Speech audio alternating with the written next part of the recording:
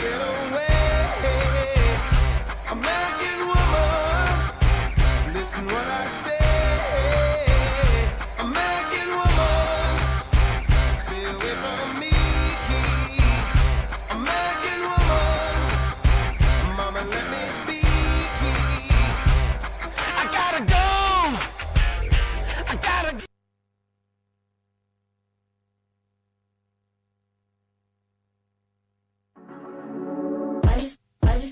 Estás escuchando Radio Brújula. El sonido del conurbano. Radio Brújula. la radio digital. La radio digital La radio digital. del conurbano. Radio Brújula. El sonido del conurbano. Seguí prendido Seguí prendido. a Radio Brújula. La radio digital. Del conurbano. Estás escuchando Radio Brújula.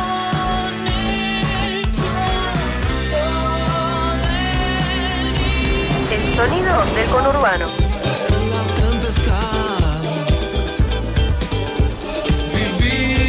Radio Brújula. la radio digital. La radio digital. La radio digital del conurbano.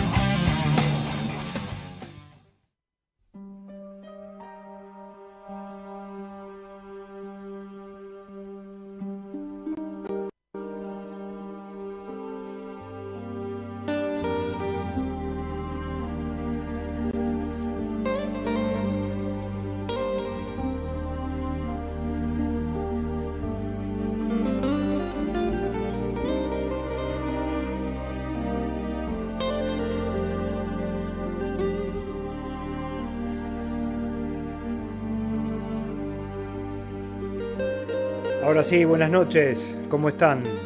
Aquí estamos en Vamos Perdiendo.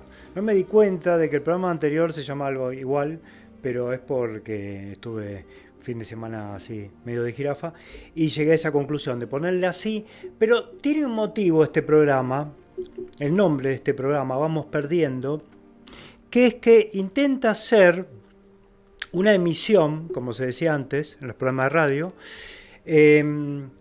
algo distinta de lo que se espera escuchar en una radio, ¿no? Tanto FM como AM. La AM también empezó a tener la dinámica que antes era más bien de la FM, que es que sea todo rápido, claro, muy sintético y tratar de evitar el aburrimiento, ¿no? Tanto la radio, por supuesto la televisión y también otras redes sociales, o las redes sociales, intentan llevar adelante un producto que no deje espacio ni a la duda, ni que exista demasiada reflexión, ni que la persona se le dé por hacer otra cosa, porque en el momento en que está pensando en hacer otra cosa, ya ese video o esa emisión de radio pasó también a otra cosa, entonces no se llega a aburrir, ¿no? Antes de que usted se aburre, nosotros ya estamos haciendo algo distinto. Ustedes saben que yo tengo 2 hijos de 3 años.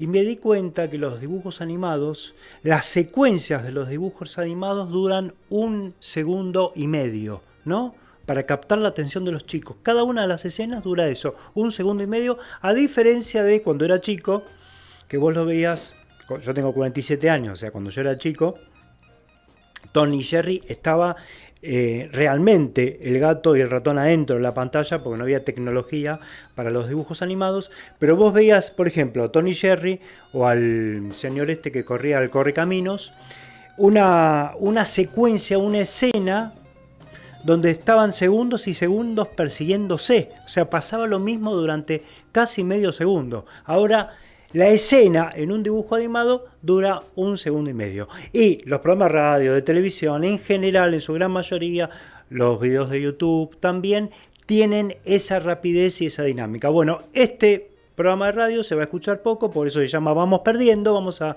ir perdiendo audiencia paulatinamente, porque intenta hacer otra cosa, algo diferente. Que salga bien ya es otro tema, no sé si va a salir bien, pero por lo menos hacer algo diferente de esta cuestión postmoderna de estar siempre apurado y con esta aversión al aburrimiento que vivimos. Bien, entonces, ¿qué vamos a hacer? Con la operación de Diego, excelente operación, yo ya me di cuenta que es muy buen operador, buen trato, cosa que no siempre existe, no voy a hablar de otras radios, pero no siempre existen en todas las radios, porque yo he estado en varias radios, el conurbano, algunas me echaron, en otras llegó la policía y nos metieron, éramos varios, nos pusieron una campera en la cabeza a cada uno y nos metieron en un patrullero. Pero bueno, con la operación de Diego vamos a hacer un programa de 1 hora que vamos a hablar un poco de filosofía, de psicoanálisis, de sociología. Yo soy psicoanalista o intento trabajar de eso, de psicoanalista, pero me interesa la filosofía, me interesa la sociología, me interesa la literatura, porque son cuestiones en principio que tienen bastante que ver con el psicoanálisis, y además de eso, porque me interesan, vamos a decir, en sí esas cuestiones. Si bien, por supuesto que toco de oído, porque no soy ni filósofo, no soy epistemólogo, no soy sociólogo, pero sí son cuestiones que me interesa leer y estudiar desde hace tiempo. Además de ser psicoanalista, soy psicólogo social, estudié la carrera de psicología social con un señor que se llama Moffat, discípulo de Pichot Rivière. Entonces me interesan las dos cuestiones que están bastante relacionadas, que son el psicoanálisis, las cuestiones que tienen que ver con la subjetividad de la época, de cómo pensamos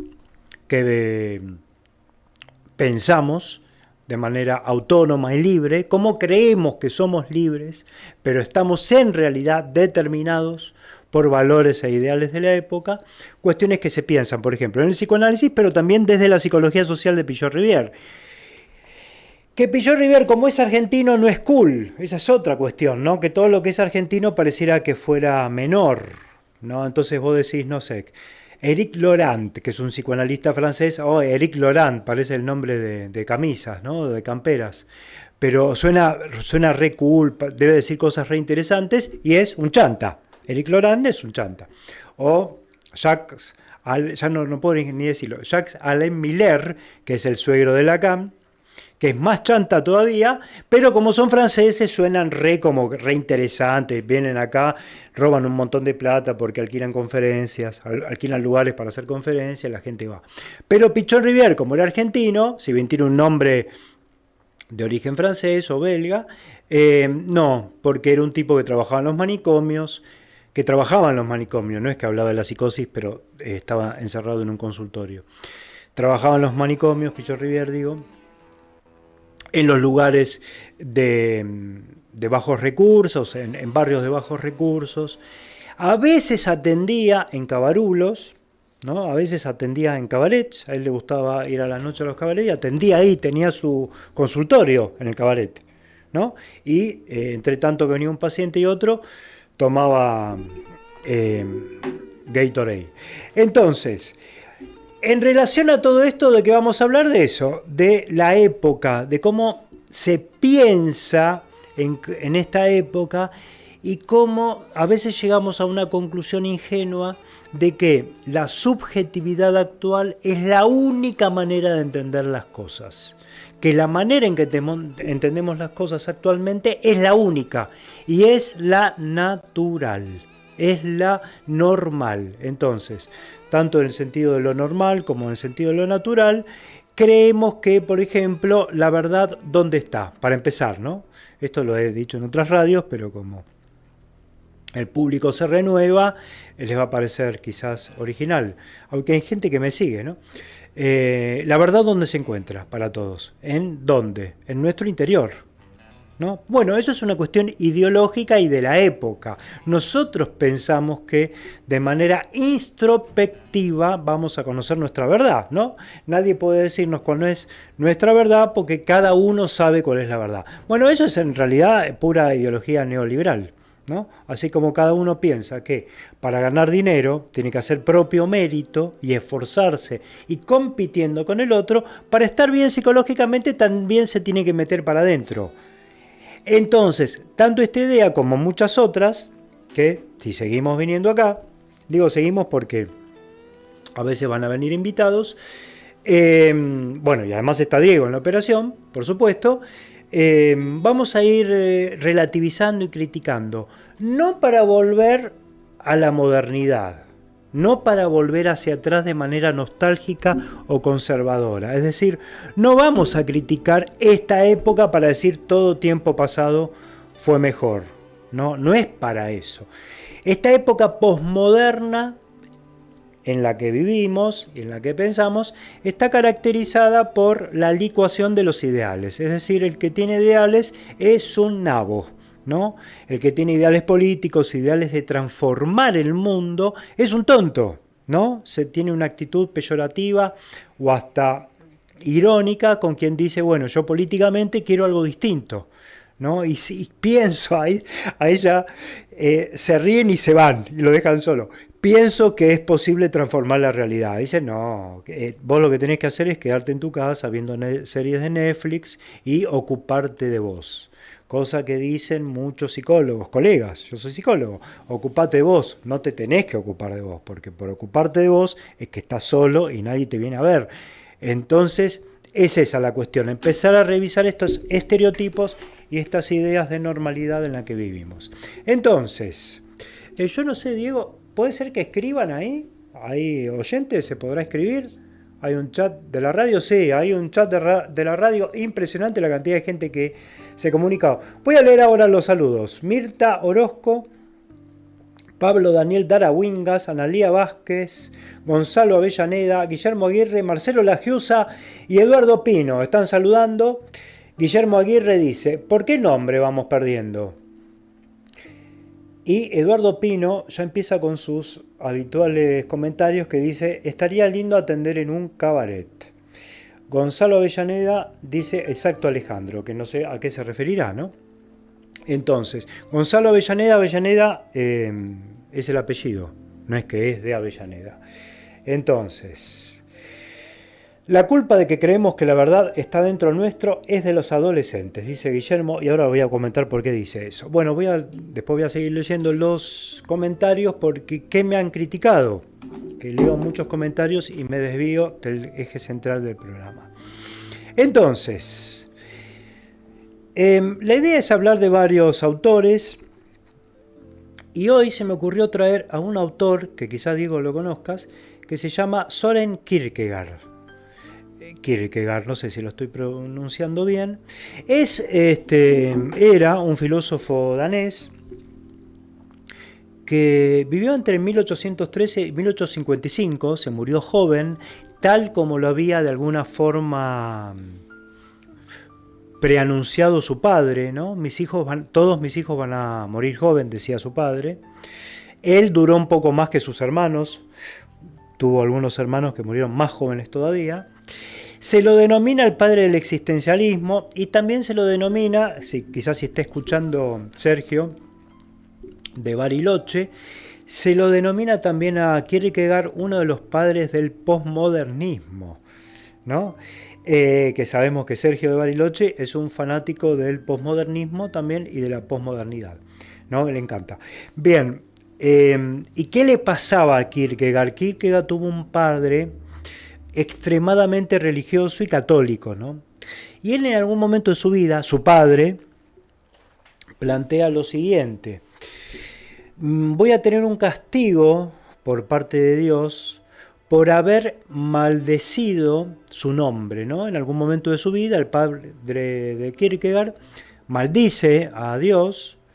No estoy en condiciones de saber por qué, si bien se conoce la historia, pero la he leído hace un tiempo, en ese punto, y dice, bueno, pero como consecuencia de esto, mis hijos todos van a morir jóvenes. Tuvo varios hijos, su padre, él, como decía, a ver, hagamos la cuenta, 23, 33, 43, murió a los 32 años, o 42 años en realidad, ¿no? 23, 33, 43. Sí, a los 42 años murió Kierkegaard. No era algo no era tan joven para la época en la que él vivió, su fallecimiento. Pero también él se caracterizó por tener un apasionamiento por la religión y por la fe que, por supuesto, atravesó y enmarcó toda su obra, ¿no? Lo que voy a hablar hoy es de un texto que se llama Temor y Temblor, donde él plantea una crítica a la tibieza de la religiosidad de su época, pero también una tibieza a la política, la visión política de su época, no en términos políticos de partidos políticos, pero que sí él perfilaba un tipo de humano, entendía que el tipo de humano que estaba existiendo en su época era un humano cómodo, tibio y poco comprometido, ¿no? Es por eso que quizás Sergio, no quiero decir el apellido porque es muy complicado, pero Sergio de Bariloche va a estar de acuerdo con Kierkegaard en que él decía en principio, el hombre de fe no es un hombre de fe por una cuestión práctica, no es que tiene fe porque duda y en consecuencia de esa duda llega a la conclusión de que existe Dios, ¿no? El hombre de fe tiene fe, ¿por qué? Porque alcanzó esa fe. No es que piensa más allá de esa fe, sino que alcanza esa fe, porque alcanzar esa fe implica una virtud.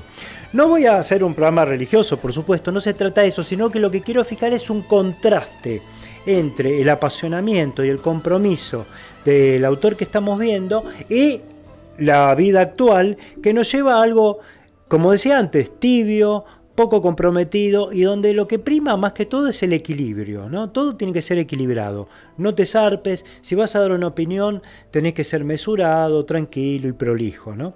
Bien, entonces él decía, el hombre de fe alcanza esa fe gracias a la virtud, es lo mejor que se puede tener, es la fe que tiene lo que él llama un caballero de la fe, que además dice que nunca conoció a nadie que tenga esa fe que él considera tan virtuosa. ¿Y qué menciona? Bueno, el filósofo Descartes,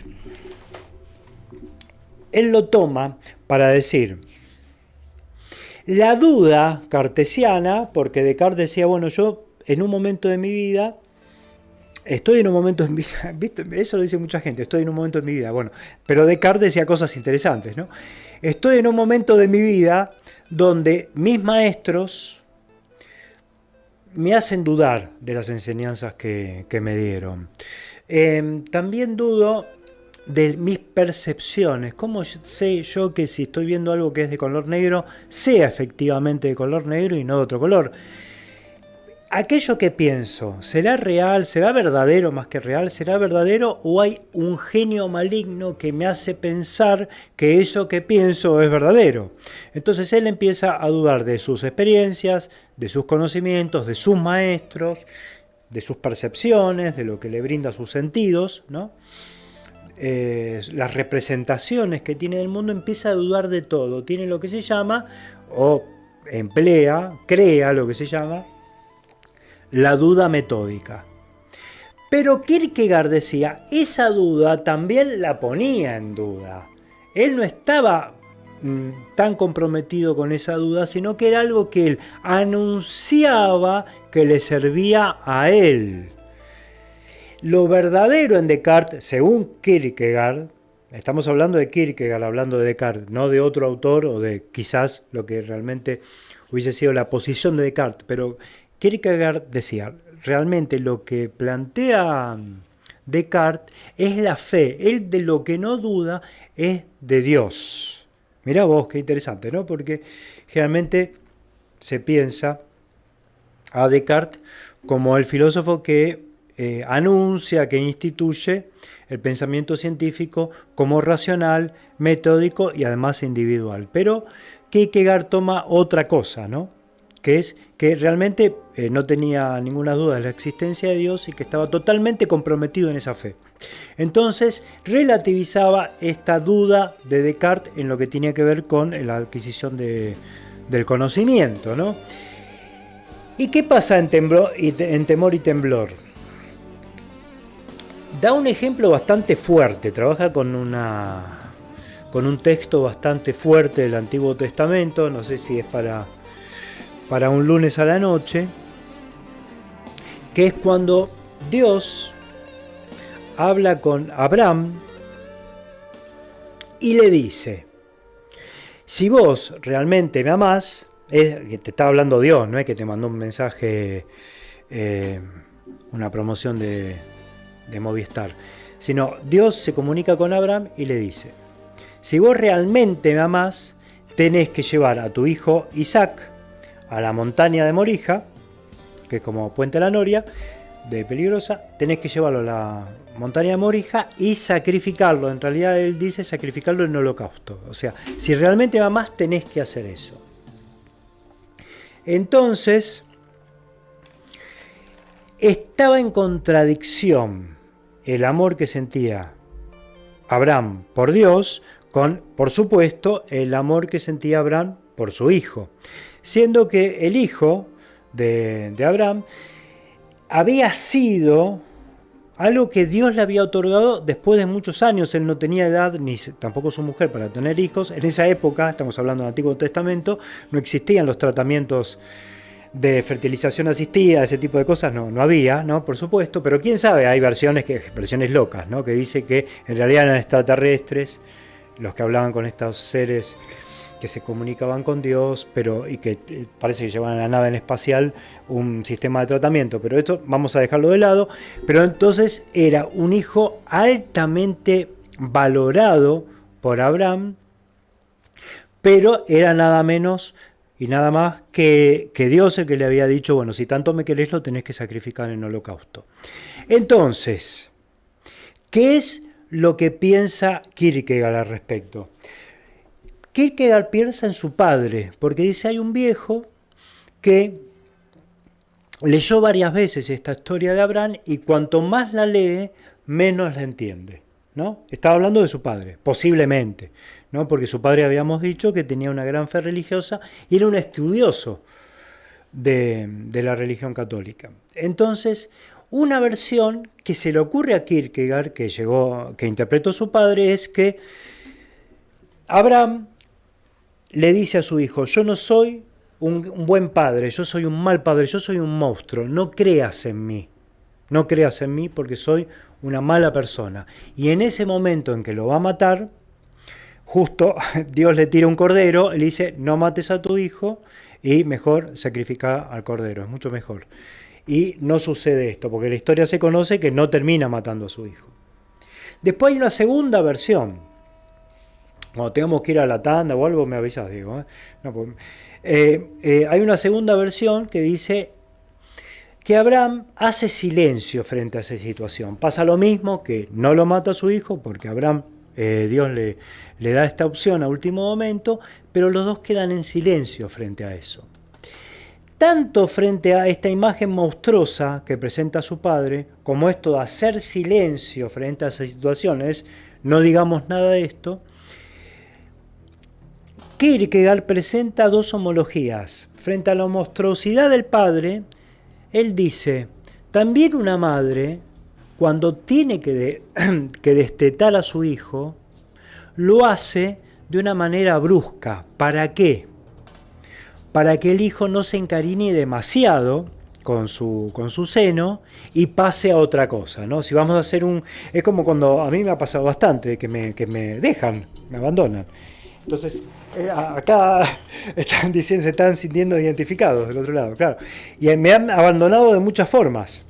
Una de las formas fue la segunda de Abraham, que es el silencio, ¿no? Como que me van dejando hablar, empiezan a desaparecer de los lugares que iba a tocar timbre.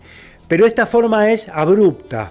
Entonces, Abraham establece una homología entre el padre para matar a su hijo, lo hace de una manera abrupta, es no me quieras, no soy un buen padre, soy un monstruo, terminemos con esto lo más rápido posible. O sea, a veces las madres hacen eso.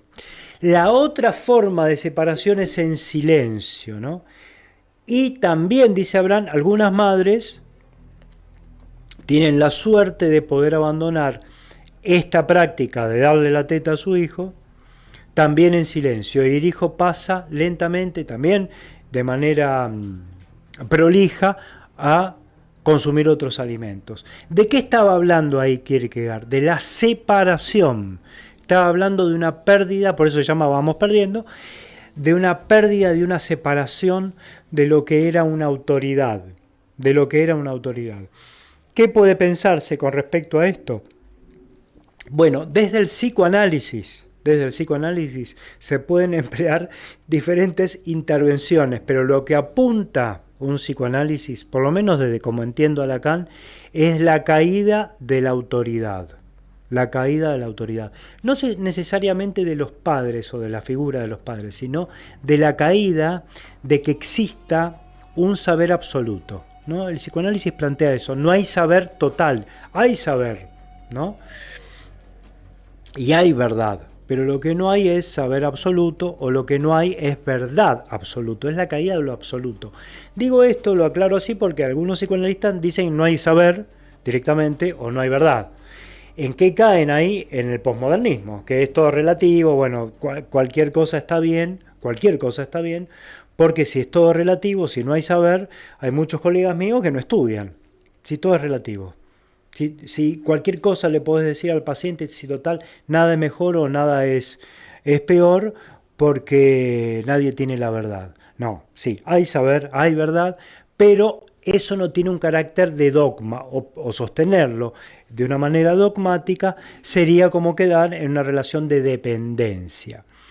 Para mí, ¿de qué está hablando Kierkegaard frente a esta cuestión de que Dios le dice que tiene que matar nada más y nada menos que a su hijo?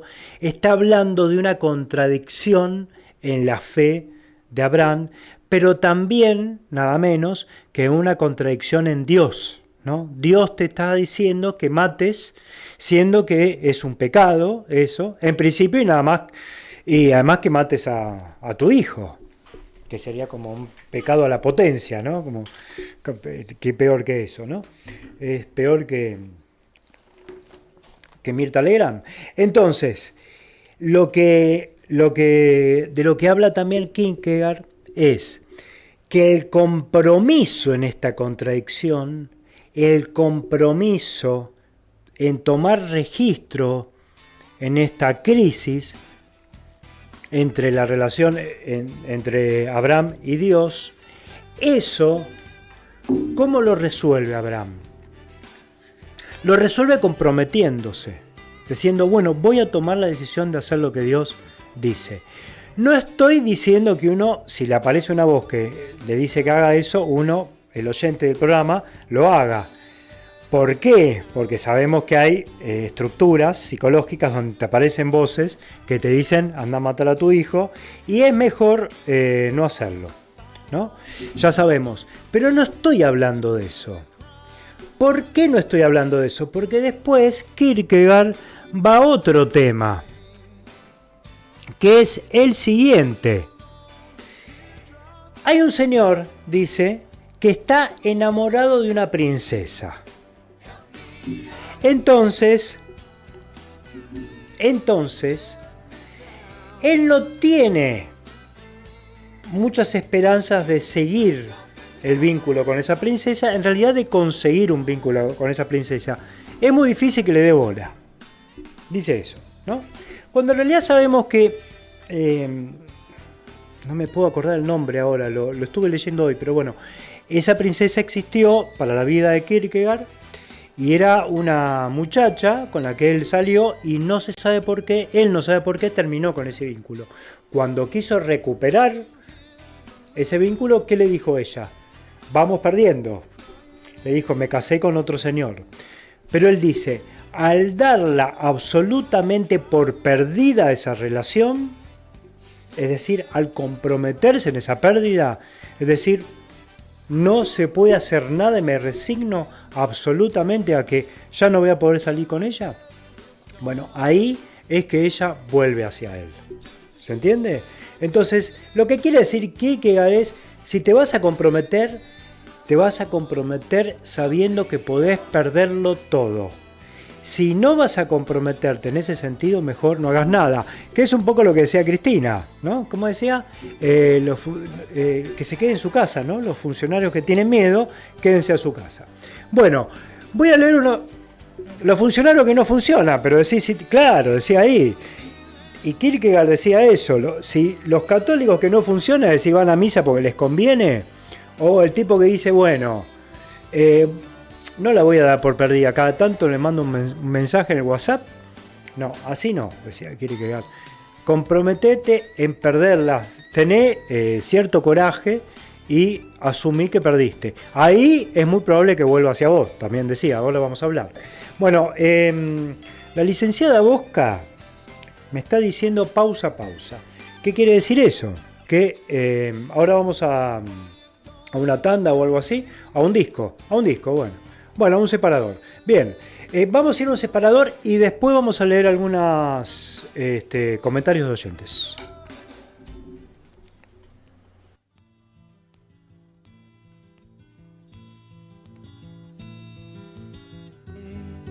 May well be simple, but they're true. Until you give your love, there's nothing more that we can do.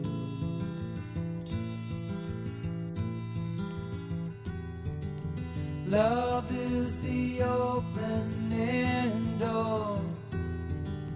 Love is what we came here for. No one could offer you more. Do you know what I mean? Have your eyes really seen?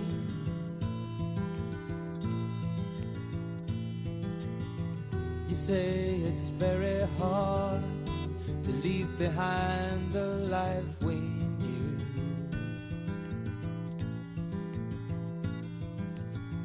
But there's no other way, and now it's really up to you.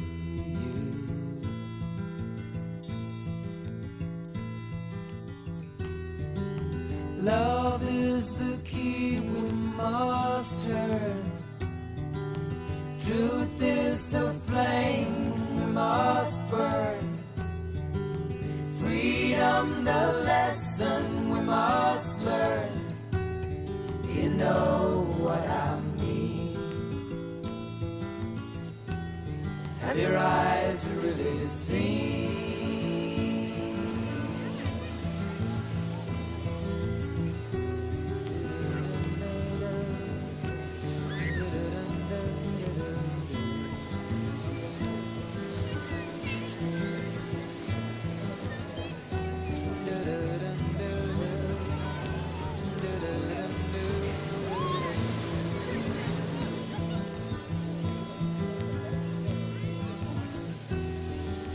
Love is the opening door. Love is what we came here for.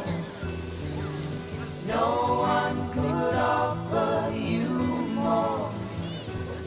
Do you know what I mean? Have your eyes really seen? Do you know what I mean? Have your eyes really seen? Do you know what I mean? Have your eyes. Estás escuchando Radio Brújula.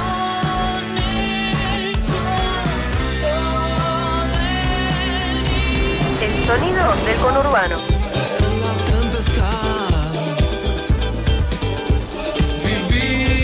Radio Brújula. la radio digital. La radio digital. La radio digital del conurbano. Oh, will you let me down? I'm looking for true love,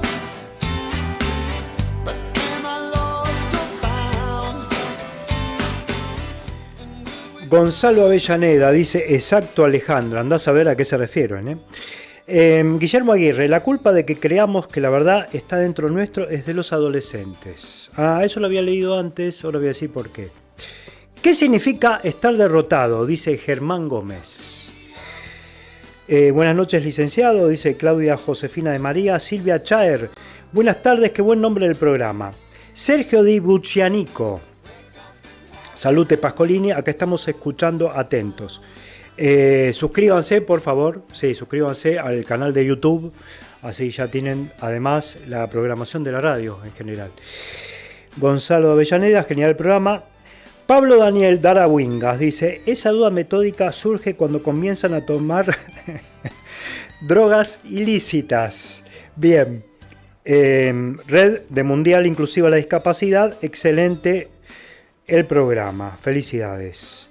Jorgelina Madrid, muy buen programa. Bien, quiero leer una cosa.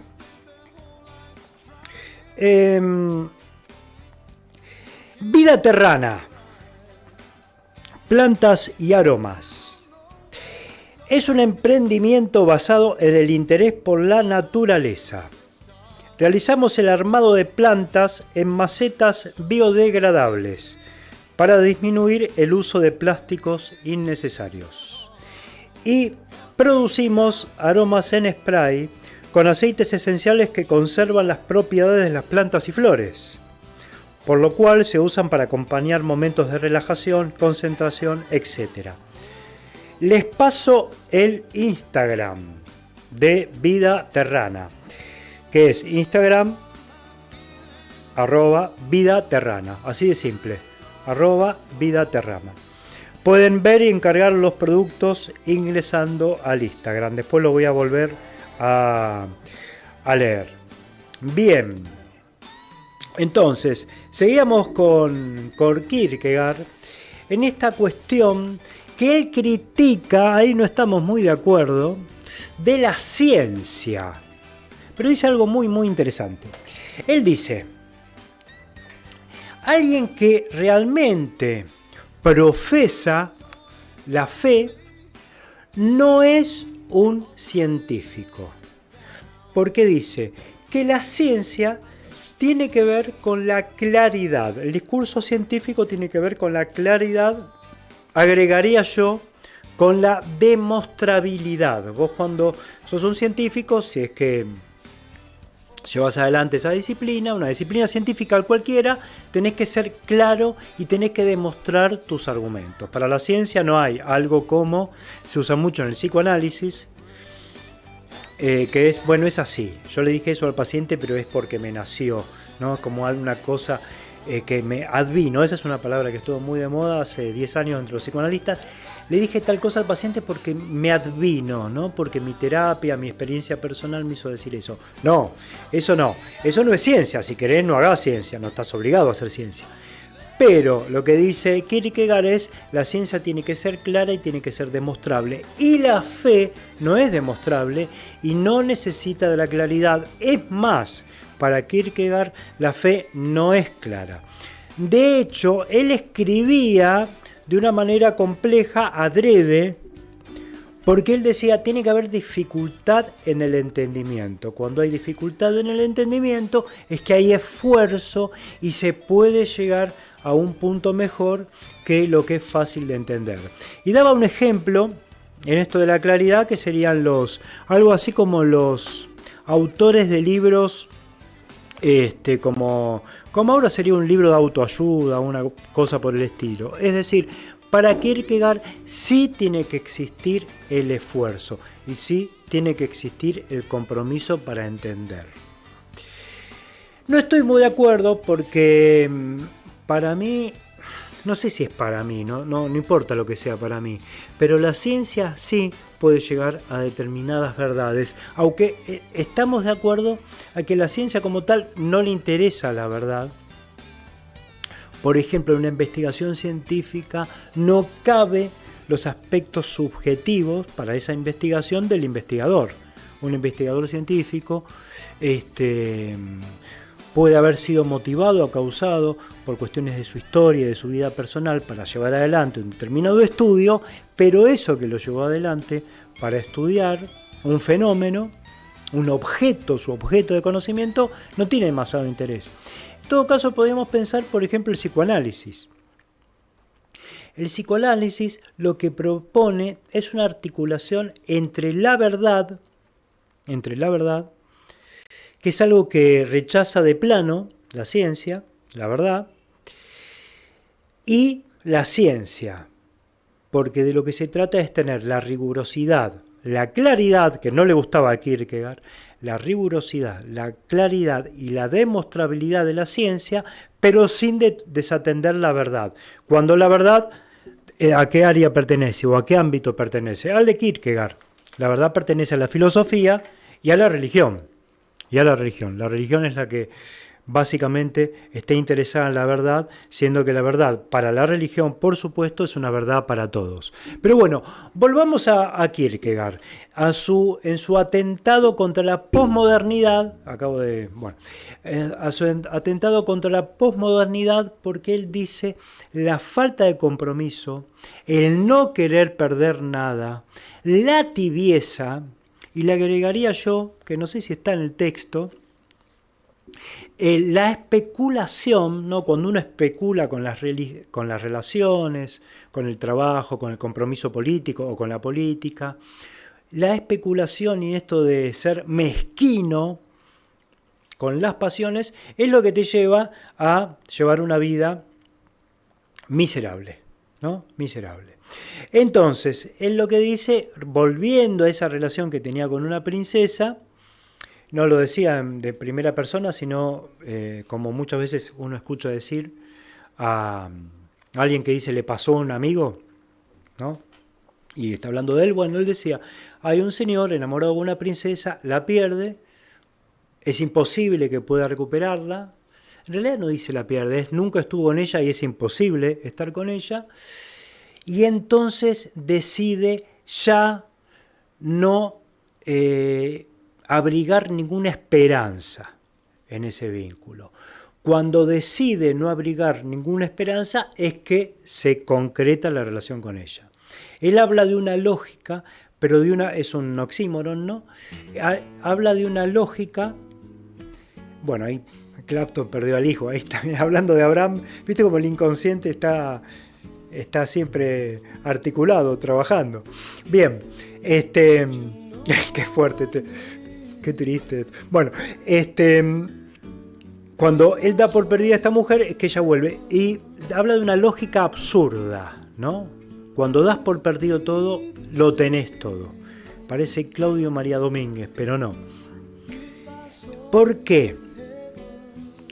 Habla de esta cuestión absurda, pero nosotros podemos pensar que sí hay una lógica ahí, que es la lógica quizá de una banda de Moebius, ¿no? En una banda de Moebius pareciera que hay dos lados, ¿no? La banda de Moebius, para que se hagan una imagen, es el símbolo del canal infinito. Bueno, el símbolo del mundial también. El mundial de Qatar, no sé si se acuerdan, es una banda de Moebius. Eso es una banda de Moebius. Es una superficie que parece tener dos lados, pero en realidad un lado continúa con el otro, es un solo lado.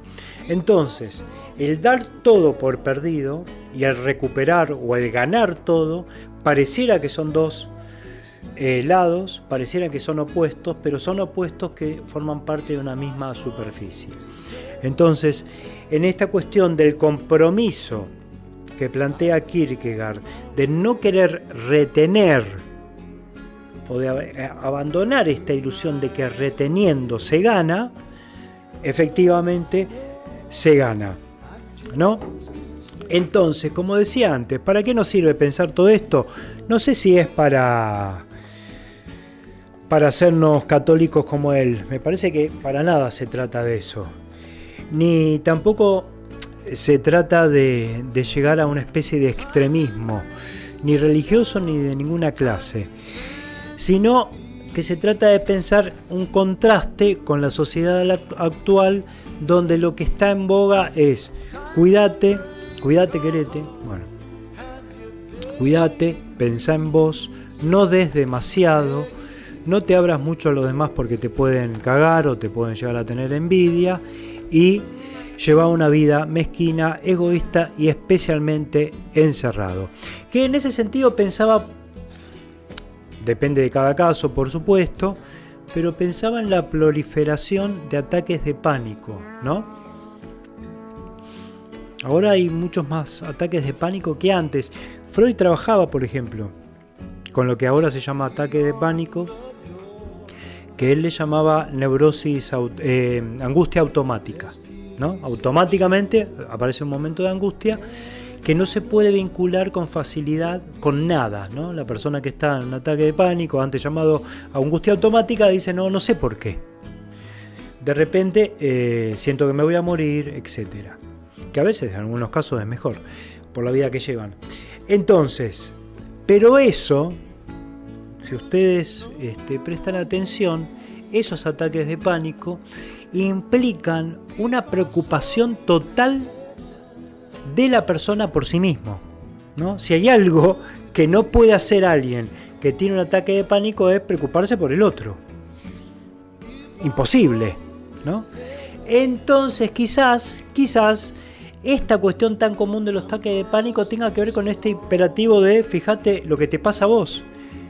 Porque fíjate una cosa, las prácticas actuales psicológicas o pseudopsicológicas de New Age, casi digo New Wave, de New Age, de autocontrol, de no sé qué, siempre hablan, fíjate la respiración, tu corazón, tu cuerpo, ¿no? Preocupate por tu cuerpo y por tu respiración y por vos.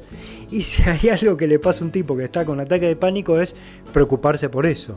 Y no por el otro, no porque haya tantos chicos que no tengan para comer, por ejemplo. Eso no importa. ¿Qué psicólogo te va a decir eso? Ninguno. Te va a decir, no, vos tenés que ver tus problemas. Bueno, quizás esta fascinación por el cuerpo, fascinación por uno mismo, nos empuje a tanta fascinación, tanta atención por nosotros que terminamos totalmente solos y con la sensación de que nos vamos a morir. Justamente. Entonces, para que no nos pase eso también, tenemos que vivir un poco mejor y el ámbito que nos rodea tiene que ser mejor. Vida Terrana, otra vez. Plantas y aromas. Es un emprendimiento basado en el interés por la naturaleza.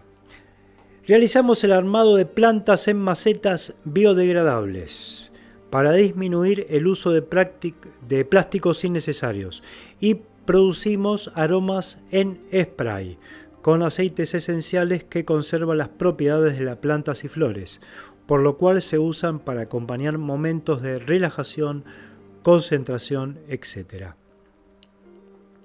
Pueden venir y encargar los productos ingresando a @vidaterrana en Instagram. Bueno, entonces, otra cosa que planteaba Kierkegaard en contraste con la manera tan habitual que nosotros tenemos de pensar es que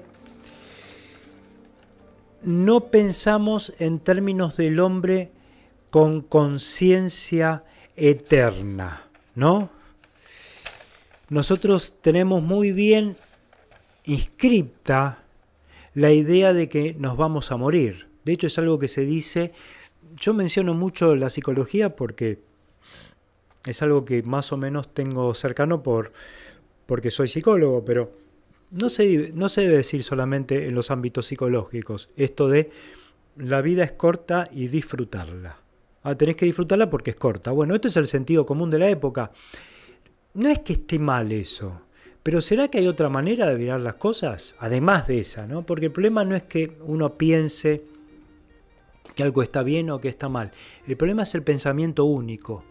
Cuando todos coinciden en que la vida es corta y hay que disfrutarla, y no sirve, porque la mayoría de la gente está angustiada igual. El tipo que está deprimido dice, no, pero la vida es corta, tenés que disfrutarla, te vas a morir dentro de poco, entonces tenés que disfrutar el día a día. El tipo que está deprimido se deprime más todavía, se angustia más todavía con lo que le acabas de decir. Entonces, Kierkegaard dice, qué inútil que sería la vida si pensáramos que nos morimos y se termina la cosa, de que es finita esa vida y que no hay nada por lo cual creer, ¿no? Qué vida insípida, con falta de sentido, con falta de perspectiva y especialmente, esto no lo dice Kierkegaard, lo agrego yo ahora, con falta de entusiasmo, ¿no? Si no hay un objetivo mayor, si no hay un ideal que alcanzar, ¿para qué vivir demasiado? Si todo entonces daría lo mismo. Entonces, esta es otra cuestión que plantea este señor. Creer en Dios. Es interesante porque yo no estoy hablando de creer en Dios, no es un programa religioso y no me interesa tanto ese Dios el que habla porque no coincide tanto con mi posición subjetiva quizás, pero no hablo de eso, hablo de creer en algo. El otro día leí una frase que decía, es necesario, no me acuerdo de quién era, es necesario embriagarse, pero no necesariamente embriagarse de alcohol, puede ser embriagarse de cualquier otra cosa. Bueno, Kierkegaard, Bukowski, el que decía eso, no me acuerdo, Kierkegaard, Bukowski, personas tan distintas que proponen cuestiones tan disímiles, llegan al mismo punto de el compromiso y la pasión en diferencia con esta cuestión posmoderna de que nada vale demasiado la pena. Jorge Lira Madrid dice, muy buen programa. Guillermo Aguirre, interesante el programa, genial. Noelia Bosca, tanto escuchar es imperativo, ocupate de vos que quedás encerrado y se te achica el mundo. Muy bien. Mirta Orozco se pregunta, aislamiento y narcisismo, efectivamente. Y además, masificación. ¿Por qué? Todos pensamos lo mismo, que es mejor ocuparnos de nosotros. Todos pensamos eso.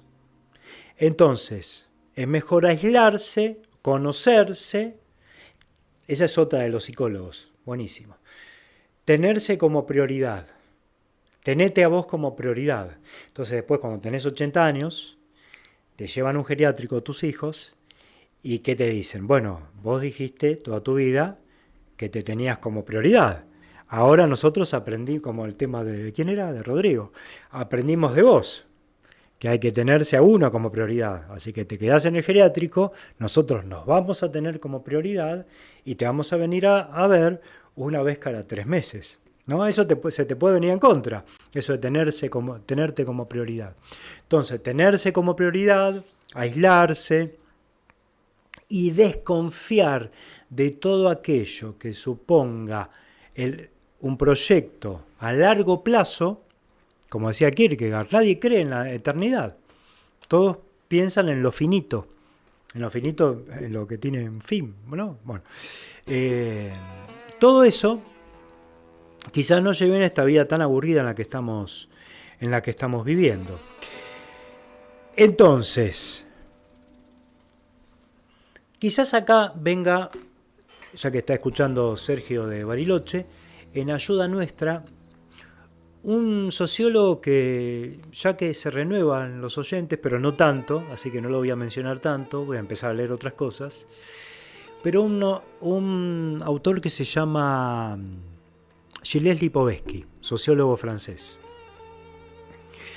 Este sociólogo francés, hablando de suicidio, aunque no hable de suicidio, pero bueno, decía, estamos hablando de 1983, un poco antes, en un texto que se llama La Era del Vacío, está hablando de Francia, 1983, Francia. Bajó la tasa de suicidio en Francia. ¿Por qué? Porque hay tan poca preocupación por la existencia, por esta pregunta de ¿para qué estoy en el mundo? ¿Qué estoy haciendo acá? ¿Tiene sentido vivir? ¿No tiene sentido vivir? Hay tanta preocupación por eso que la gente ni se mata. Total da lo mismo estar vivo o estar muerto. Antes, tanto por cuestiones vinculadas a la política como por desengaños amorosos, vea cómo volvemos a Kierkegaard, la gente podía llegar a un estado de desesperación, por supuesto, a matarse, ¿no? Pero ahora, como todo da lo mismo, si te quiere, si no te quiere, si hay un proyecto político, otro, si son todos parecidos, ¿vieron que son todos parecidos? Todos son parecidos. No hay mucha diferencia entre el frente ahora, entre Alberto y Macri, por ejemplo, y el otro Pitrola. Y qué sé yo, y Milei, y ¿cómo se llama esta chica? Bueno, y Del Caño. No hay mucha diferencia. De fondo, todos son individualistas. todos son individualistas, de fondo.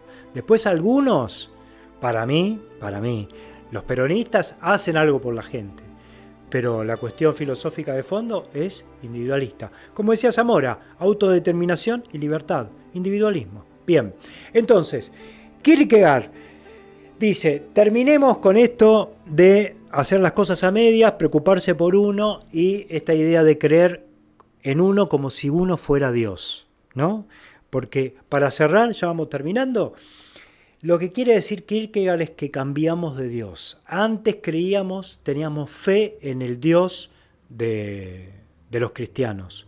Ahora tenemos fe, esa misma fe, ese mismo dogmatismo, esa misma fe, incluso con ribetes de ingenuidad, la tenemos en nosotros cuando creemos que en realidad somos libres y racionales. La tenemos en cuidado de nosotros mismos. Entonces, muy bien, Mirta Orozco y Noelia Bosca, el comentario que hicieron. Eduardo Pino, un poco de costado, ¿no? Hablando de que estaba interesado en atender en cabarets, pero les quiero agradecer a los oyentes. Y bueno, y vamos a seguir el lunes que viene, de 8:30 a 9:30, trabajando estas cuestiones que tienen que ver con cómo pensamos que somos libres y pensamos también de manera autónoma y en realidad pensamos cómo se piensa en esta sociedad. Y trabajando con estos autores, quizás hable de Pichon Rivière, psicoanalista y psicólogo social argentino, quizás hable un poco de él la semana que viene y sigamos con esta equivocación radial que se va a llevar adelante los lunes. Bueno, acuérdense, @vidaterrana en Instagram, que es un emprendimiento donde trabajan, por ejemplo, con el armado de plantas en macetas biodegradables, es decir, que no dañan al ambiente como puede hacerlo, por ejemplo, las macetas, los recipientes de plástico. Bueno, nos vemos. Gracias, Diego, por la operación. Gracias el programa anterior, que se llamaba Vamos Hablando. Nos vemos el lunes a las 8:30 de la noche, acá en Radio Brújula de Banfield. El sonido del conurbano. Seguí prendido Seguí prendido. A Radio Brújula. Seguí prendido. Radio Brújula. La radio digital